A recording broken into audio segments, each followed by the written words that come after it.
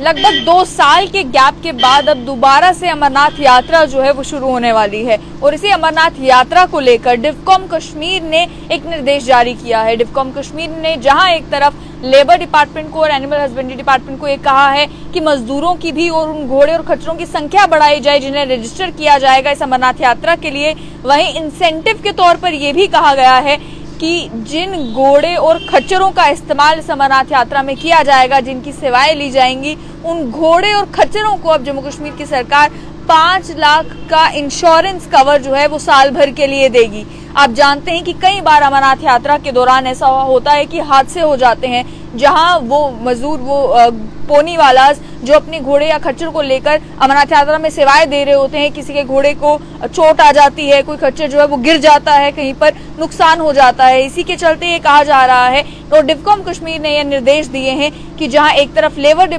Department को एक कहा है कि लगभग 35,000 मजदूरों को रजिस्टर किया जाए इस अमरनाथ यात्रा के लिए, जिसके लिए भी 16,000 और मजदूरों को रजिस्टर करना जरूरी है। वहीं दूसरी ओर घोड़े और खच्चरों को लेकर ये कहा गया कि लोगों को अवेयर किया जाए कि घोड़े और खच्चर जो अमरनाथ यात्रा में सेवाएं देंगे उन पोनी वालास को अवेयर किया जाए, क्योंकि घोड़े और खच्चरों का इंश्योरेंस जो है वो जम्मू कश्मीर की सरकार करेगी और 5 लाख का इंश्योरेंस साल भर के लिए उन घोड़े और खच्चरों को दिया जाएगा। अमरनाथ यात्रा के बारे में आप ऑलरेडी जानते हैं कि कुछ ही महीनों के लिए जो है यात्रा शुरू होती है, उसके बाद यात्रा नहीं होती और साल भर में एक ही बार जो है वो यात्रा होती है। लेकिन ये जो इंश्योरेंस कवर होगा ये साल भर के लिए होगा, यानी कि अन्य कामों में भी अगर कभी घोड़े या खच्चरों को कोई चोट आ जाती है या कोई बीमार हो जाता है तो उसके लिए भी इंश्योरेंस का इस्तेमाल किया जा सकेगा। उसके साथ साथ में ये भी बताया जा रहा है कि जम्मू खित्ते के भी अलग अलग इलाकों से, अगर मड़वा, वाड़वन, दक्षिण के इलाकों से भी और जम्मू डिवीजन के भी अन्य डिस्ट्रिक्ट से भी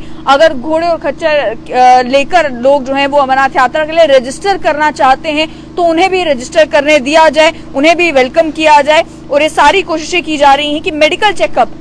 रजिस्ट्रेशन से पहले जितने भी जानवर हैं उनका मेडिकल चेकअप भी किया जाए, ताकि ये देखा जा सके कि अमरनाथ यात्रा, आप जानते हैं आम लोग जब यात्रा पर जाते हैं तो कितना टफ टेरेन है, उधर यात्रा के दौरान जो है आपको बहुत सारी चीजों का ख्याल रखना पड़ता है। ऐसे में जानवरों को लेकर भी ये कहा गया कि रजिस्ट्रेशन से पहले उनका मेडिकल चेकअप किया जाए कि जानवर उस हालत में है या नहीं कि यात्रा के दौरान वो अपनी सेवाएं दे पाए। इसके साथ साथ में ये भी अवेयर करने के लिए कहा गया कि स्टाफ को डिप्यूट किया जाए गांदरबल में और अनंतनाग में, ताकि इन एक्टिविटीज को स्मूथली एग्जीक्यूट किया जा सके और ये भी इंश्योर किया जाए कि जो सर्विस प्रोवाइडर्स हैं, चाहे वो पोनी वालाज हैं, वो ओवर चार्जिंग ना करें। इस ओवर चार्जिंग को रोकने का एक तरीका जो हमें देखने को मिलता है वो माता वैष्णो देवी श्राइन बोर्ड के द्वारा जो किया गया है कि अगर आप वैष्णो देवी की यात्रा पे इस समय जाते हैं तो पोनी वालाज को लेकर जो है एक काउंटर बना दिया गया है, जिस काउंटर से आप पर्ची कटवाते हैं, एडवांस में पेमेंट दे देते हैं और फिर आपको कहा यह जाता है कि आप पोनी वाले को 1 भी रुपया इससे ज्यादा ना दें।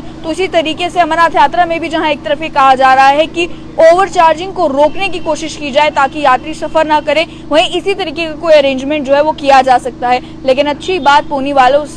वालास के लिए ये कि अब उनके जो जानवर हैं उनके लिए इंश्योरेंस देने वाली है जम्मू कश्मीर की सरकार।